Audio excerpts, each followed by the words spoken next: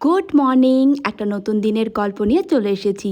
আজকে সকালে একটু কাজে বেরিয়েছিলাম, বাড়ি ফিরতেই মা সকালের ব্রেকফাস্ট তৈরি করে দেয়। কিছুক্ষণ খাই, কাজ করি, আর তারপর বেরিয়ে পড়ি বাড়ির কিছু কাজ ছিল সেগুলো করার জন্য। কাজ করে বাড়ি ফেরার পর আজকে ব্যাক পেনটা এতটাই শুরু হয়েছে, কাল যে এক্সাম আছে তার প্রিপারেশান নিতে পারবো না এরকম ভাবছি। মা বললো, এক কাজ কর, তুই তোর বেল্টটা একবার পরে দেখ, যদি একটু কমে। কিছুক্ষণ বাদে পরে দেখি ব্যথাটা অনেকটাই কমে গেছে।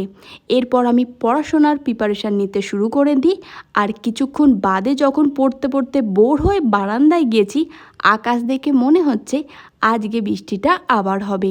বৃষ্টির সন্ধ্যেকে সুন্দর করে উপভোগ করতে যা যা লাগে, পড়াশোনা শেষ হতেই অনলাইনে সেটা অর্ডার দিই।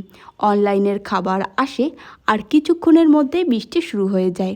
আর এইভাবে আমি আমার আজকের দিনটা কাটাই। আমার এই ধরনের ভিডিও ভালো লাগলে ভিডিওটা লাইক শেয়ার করে আমার নতুন চ্যানেলটা সাবস্ক্রাইব করে পাশে